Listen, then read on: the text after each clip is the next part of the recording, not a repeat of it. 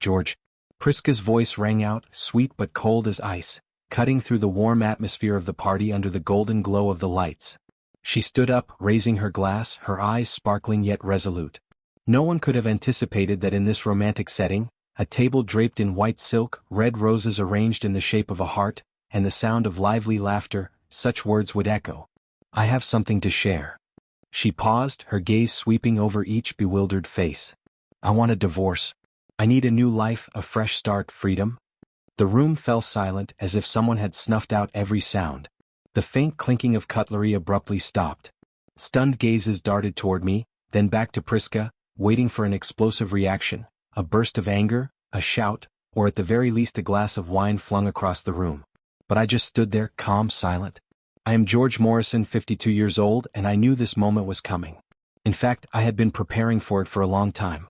The glass of red wine in my hand trembled slightly, not out of anger, but because the moment of liberation had finally arrived. From the corner of my eye, I saw David, my younger brother, sitting at the table nearby. His hand gripped his glass so tightly that his knuckles turned white. He avoided my gaze, but I didn't need to look to know. I always knew about David and Prisca. The brother I had carried through years of hardship, the one I trusted as my own flesh and blood, turned out to be the one who quietly plunged the deepest knife into my back. And tonight, at the very celebration of our 22nd wedding anniversary, they chose to lay it all bare. But I didn't get angry. I didn't need to. I only gave a faint smile. Calm, deliberate, and enough to make those who knew me shiver. Prisca, I said in a low voice that resonated through the hushed room. Thank you for being honest. I slowly pulled a gray envelope from my suit pocket and placed it gently in her hand. You should read this later. No need to rush. She blinked, her hand freezing on the envelope, a flicker of unease flashing in her eyes. David bowed his head, trying to hide his anxiety. I turned to the guests who were still gaping in shock. Thank you all for coming, especially you, Sophia, I said, looking at my 21-year-old daughter who had just graduated from college, sitting there with a pale face. I'm proud of you, sweetheart. Very proud. Then I walked away. Not quickly, not slowly. Each step was measured as if I were leaving an ordinary party, not the place where my entire life had just been torn apart. I felt Prisca's and David's eyes following me, sharp as arrows, but they couldn't touch me. Not yet. Outside, the cool night air hit my face. I stood on the sidewalk, taking a deep breath, letting the scent of night-blooming flowers mingle with the smoldering satisfaction in my chest. I had seen this coming months ago. The secret texts, the glances between them, the times Prisca was busy with late meetings, when she was actually with David. I'm not a fool. I've never been a fool. That gray envelope, it was the opening move. Inside was the divorce petition meticulously prepared by my lawyer, based on the prenuptial agreement Prisca had signed 22 years ago. The infidelity documentation. She would lose her claim to the business I'd built, the house I'd purchased before our marriage, and the reputation she valued more than me. I stepped into the car, closed the door, and told myself, Prisca, David, you think you've won, but this game, I'm the one holding all the pieces. If this is your first time on this channel, please subscribe.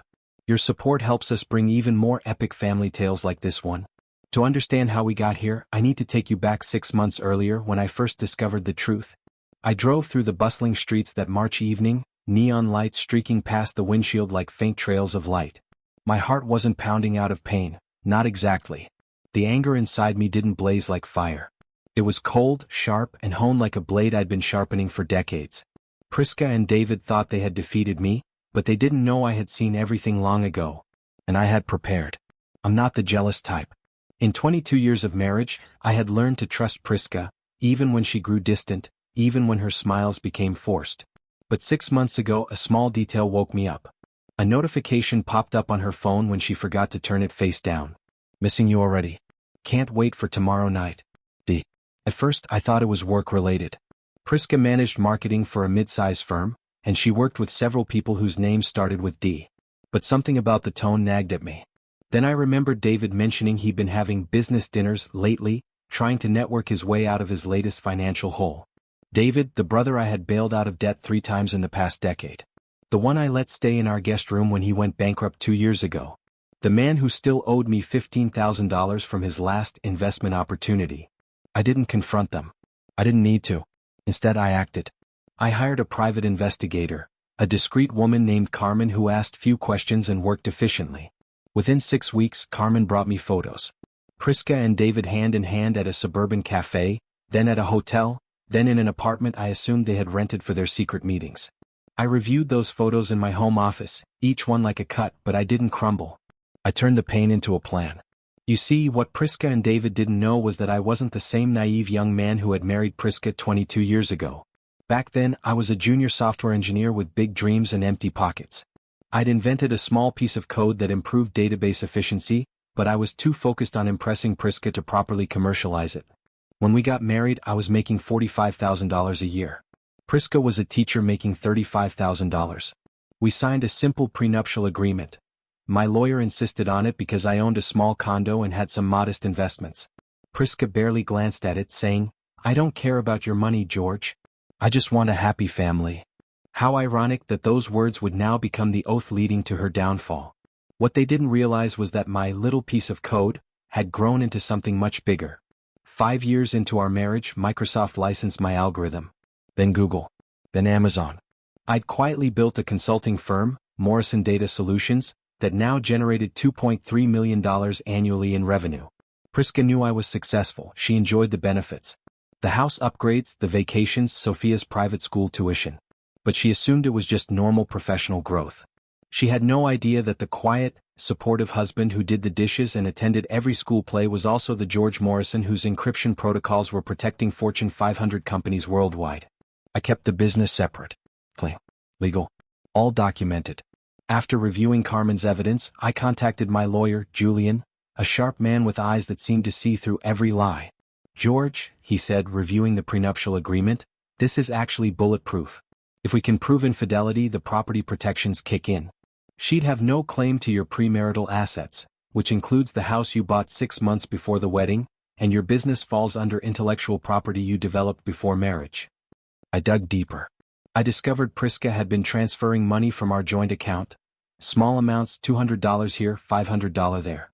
Supposedly for client lunches and professional development. In total, nearly $8,000 over 4 months, undoubtedly to support David's lifestyle and their hotel meetings. I kept every receipt, every transaction record, and sent them to Julian. Each piece of evidence was a bullet and I was loading the chamber. But I needed more than financial records. I needed Prisca to make the choice herself, publicly and dramatically. Because Prisca loved being the center of attention, and she loved making grand gestures. The night before the anniversary party, I sat in my study, the desk lamp casting light on documents already prepared. Julian had drafted everything, but I wanted Prisca to make her announcement first. I knew she would. She loved drama, loved controlling the narrative. The gray envelope I would hand her tonight contained not just the divorce petition, but copies of every photo, every financial transaction, every text message Carmen had documented. I wanted Prisca to open it alone, to see her face drain of color when she realized I knew everything. Because George Morrison, the careful engineer, was about to become George Morrison, the strategic opponent. And I had 22 years of experience in solving problems that other people didn't even know existed. I opened the door to the house and walked into my study, where the desk lamp cast light on old photos on the shelf. One showed Prisca and me at our wedding, her radiant smile in a white dress, and me with jet black hair looking at her like she was the entire world. Another captured Sophia at age 5, perched on my shoulders, grinning ear to ear at a beach in Maine. Those moments once meant everything to me. But now, looking at them, I only saw what I had sacrificed, or thought I had. I never told anyone about my real ambitions. When Prisca and I married, I had dreams beyond just being a software engineer. I wanted to build something revolutionary in cybersecurity. I had plans, algorithms, even venture capitalists interested in my ideas. But then Sophia arrived 2 years into our marriage and Prisca panicked. "I can't handle this alone, George," she'd said, crying in our tiny apartment. "I need you here, not traveling to investor meetings and working 80-hour weeks." So I adapted.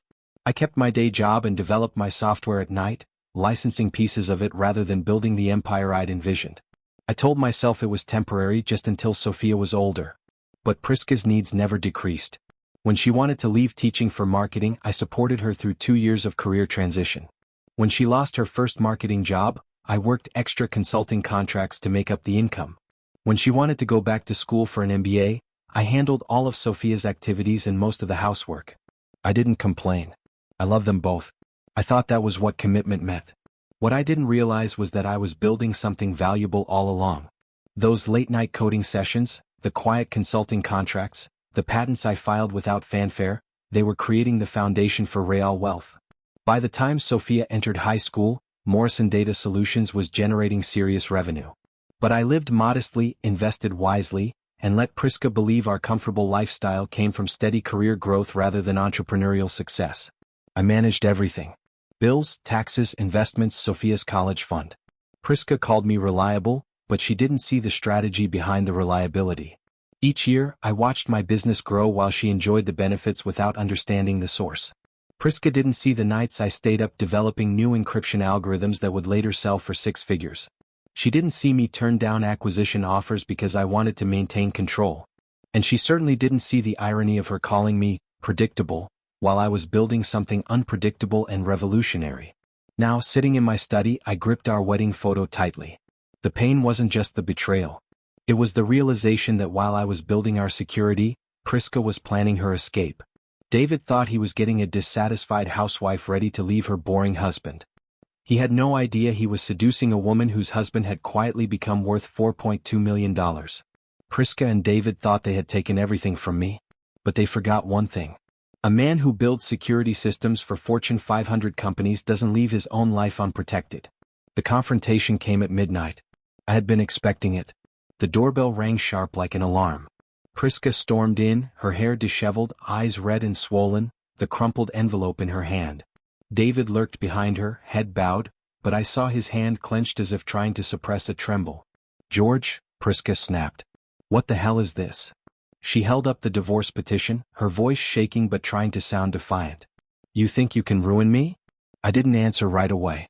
I looked at her, the woman I had once loved blindly, the one I had built a life around. Then I looked at David, the brother I had bailed out repeatedly, now just a coward hiding behind his lover. I stood up slowly, letting the silence weigh on them. "Ruin?" I said, my voice low but sharp. "You did that to yourself, Prisca. You and David." She blinked, stepping back half a pace.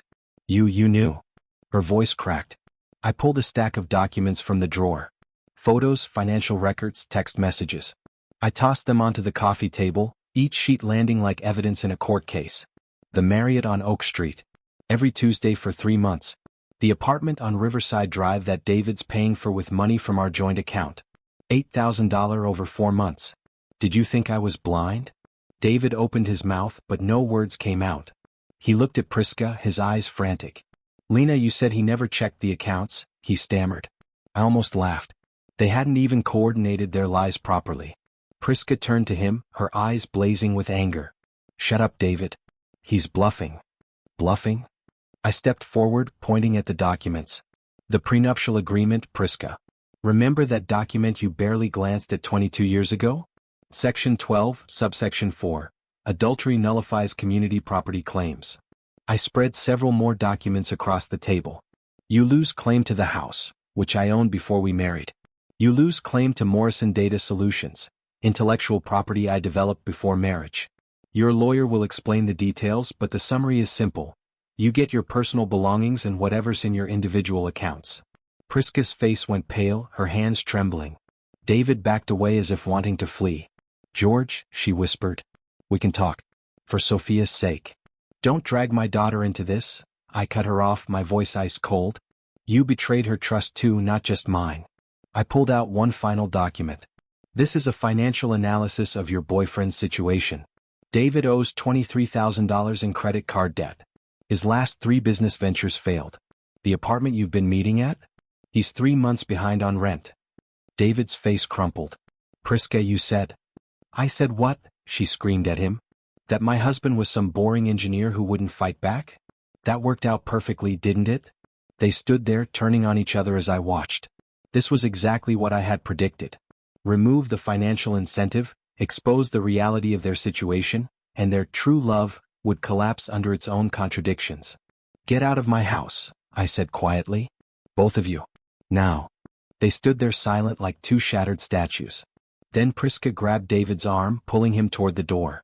The sound of the door slamming echoed through the quiet house. I sat back down, still holding the whiskey but not drinking. This battle I had won. But I knew Prisca wouldn't give up easily. She'd try to challenge the prenup, claim I'd hidden assets, argue that 22 years of marriage entitled her to more than the legal minimum. That's when phase 2 of my plan would begin. The new day dawned with sunlight filtering through my office windows, casting a golden hue on the coffee cup in my hand. I hadn't slept much after Prisca and David left, but not out of anger. I had moved past that. I was planning the next moves. Then the doorbell rang, and when I opened it, there was Sophia, my daughter, standing there with red eyes but her jaw set as if ready to face the world. "Dad," Sophia said, her voice quiet but firm. "I know everything. I saw Mom's car at Uncle David's apartment last month. I hoped I was wrong." She stepped inside and hugged me, a hug so tight I could feel her pain. Sophia, the girl I had raised to value integrity above all else, was now a woman making a hard choice. "Mom called me this morning," she continued. "She wanted me to convince you to be reasonable. She said you were being vindictive and cruel." Sophia pulled back and looked at me directly. "Dad, I told her she was the one who destroyed our family, not you." I felt my chest tighten with pride and sadness. "Sophia, this isn't about choosing sides. Your mother and I—" "Yes, it is about choosing sides," she interrupted. "Mom chose Uncle David over our family. Now I'm choosing you." That afternoon my old friend Garrett came by. Garrett was the straightforward type, the one who had warned me about David years ago when he noticed him lingering too long during family gatherings, asking too many questions about my business. "I told you, George," Garrett said, handing me a beer. "Your brother was never trustworthy, but I didn't expect Prisca to be stupid enough to fall for his act." He shook his head. "Listen, you're not alone in this. Me, Rebecca, and several other friends, we've got your back. Prisca's been telling people you were emotionally distant and that's why she strayed. But we know better. We've watched you put that family first for over 2 decades. Garrett's words and Sophia's support were like a surge of strength. I wasn't a man alone in this house. I had the people who truly mattered, who had seen my character over the years. As I looked out the window, seeing the sunlight spill onto the oak tree I'd planted when Sophia was born, I knew I wasn't just fighting for my assets. I was fighting for the principle that betrayal has consequences, that loyalty matters, and that quiet integrity ultimately defeats loud manipulation. 2 weeks later, I sat in Julian's conference room, hands resting calmly on the polished table, watching Prisca's lawyer try to salvage an unsalvageable case. Prisca sat across the room, no longer the confident woman who had announced her freedom at our anniversary party. Her hair was pulled back severely, and her clothes looked expensive but desperate, like she was trying to project success while her world collapsed. David wasn't there. He'd already distanced himself once he realized Prisca couldn't deliver the financial windfall he'd expected. "Your Honor," Prisca's attorney began, "my client contributed 22 years to this marriage.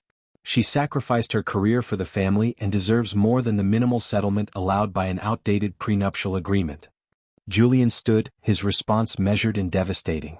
"Your Honor, Mrs. Morrison chose to violate the terms of the agreement through documented adultery. Moreover, she attempted to conceal the transfer of marital funds to support her affair partner. Funds that total $8,147 over 4 months. He presented a folder thick with evidence. We have photographs, hotel receipts, financial records, and text message documentation spanning 6 months. Mrs. Morrison didn't just commit adultery, she used marital assets to fund it." The judge, a middle-aged woman with sharp eyes, reviewed the evidence methodically. The prenuptial agreement was clear, properly executed, and legally binding. "Mr. Morrison," she said, "you'll retain ownership of all premarital assets, including the family home and your business. Mrs. Morrison will receive her personal property and the contents of her individual accounts." Prisca's face went white. She'd been counting on California's community property laws to override the prenup, but adultery combined with financial misconduct had torpedoed her case. "Furthermore," the judge continued, "Mrs. Morrison will be responsible for reimbursing the marital account for funds improperly transferred to support her extramarital relationship." Julian patted my shoulder as we left the courthouse. "Clean victory, George. She'll appeal, but it won't go anywhere. The documentation is too solid." I nodded, but my mind was already on what came next. Not revenge, redemption. 3 months later, Prisca stood in the cramped studio apartment she could afford on her marketing salary. The money in her personal account had lasted 6 weeks, and her reputation in our social circle was destroyed. Friends who had once admired her stylish dinner parties now avoided her calls. Her sister had stopped speaking to her entirely. Rumors about her affair with my brother had spread through our community like wildfire, a fire I hadn't needed to fan because the truth was sensational enough. She tried calling David repeatedly, but he'd moved back to Phoenix, claiming he needed a fresh start. Their final argument, according to Garrett who heard it from a mutual friend, had been David blaming Prisca for ruining everything, while Prisca accused him of being a lying leech. David, meanwhile, was discovering that his financial problems hadn't magically disappeared just because he temporarily had access to a wealthy woman. He'd burned his bridges with me permanently, eliminating his safety net just as his debts mounted. He sent me desperate messages, "Brother, I made a terrible mistake. Can we talk? And George, I know I hurt you, but I'm family." I read each message and deleted it. He was no longer my brother. Family isn't just blood, it's loyalty, integrity, and mutual respect. David had forfeited all three. 6 months after the divorce was finalized, I stood in a bright new office space overlooking the city skyline. The sign on the door read Morrison Cybersecurity Solutions with a subtitle, Advanced Protection for Enterprise Networks. I'd finally done what I should have done decades earlier, built the company I'd always envisioned. No more licensing my algorithms to other companies. No more settling for consulting contracts. I was developing revolutionary security protocols and bringing them to market myself. The first major contract came from a healthcare network that needed HIPAA-compliant data protection. Then a financial services firm. Then a government defense contractor. Within 6 months, I had 12 employees and revenue projections that exceeded my wildest expectations from 22 years earlier. Sophia often stopped by, bringing coffee and updates from her new job at a tech startup. "Dad," she said one afternoon, her eyes bright with pride, "I've never seen you this energized. It's like you finally became who you were always supposed to be." She was right. I was no longer managing other people's needs while suppressing my own ambitions. No longer calculating every expense to maintain someone else's lifestyle. No longer hiding my capabilities to avoid threatening someone's ego. Garrett and Rebecca helped immensely, introducing me to potential clients and reminding me that I had a community of genuine friends who respected my integrity. One evening, sitting in their backyard watching their kids play, I realized the hollow feeling in my chest had been replaced by something solid and warm.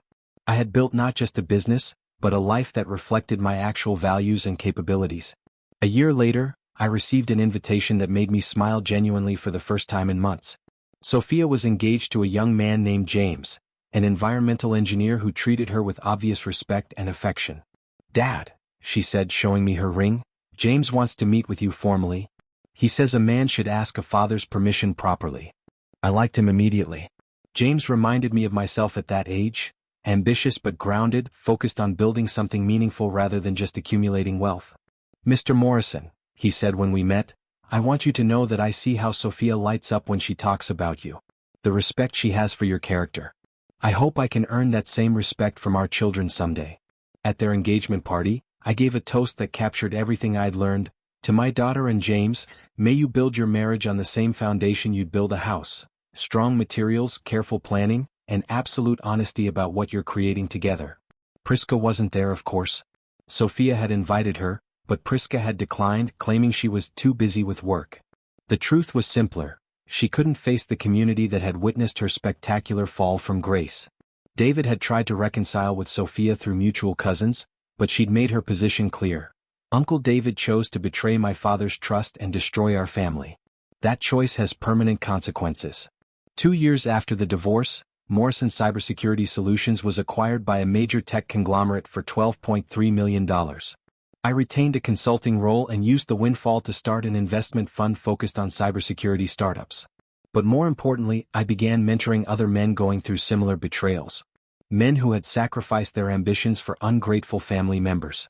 Men who had been blindsided by spouses who saw them as safety nets rather than partners. "George," one man told me after I'd helped him navigate his own divorce, "you showed me that I don't have to choose between being a good man and protecting myself. I can be both." I smiled, remembering my own journey from naive enabler to strategic protector. "The key," I told him, "is understanding the difference between love and exploitation. When someone takes advantage of your generosity, stopping them isn't cruelty, it's justice." 5 years later, I stood in my company's expanded headquarters, looking out at a team of 35 employees who respected both my technical skills and business acumen. Morrison Cybersecurity had become one of the region's most successful security firms, and I'd personally developed 3 patents that were revolutionizing data protection protocols. Sophia and James had given me 2 grandchildren who called me Grandpa George, and climbed on my shoulders the same way Sophia once had. Their marriage was everything I'd hoped for: partnership, mutual respect, shared dreams. Prisca had moved to another state, working for a small marketing firm and living quietly. I heard through mutual acquaintances that she'd finally understood the magnitude of what she'd lost, not just the financial security, but the respect of our daughter, our community, and ultimately herself. David had declared bankruptcy and moved back in with our elderly parents, a 45-year-old man with no savings, no career, and no family relationships he hadn't damaged through his selfishness. I felt no satisfaction in their failures.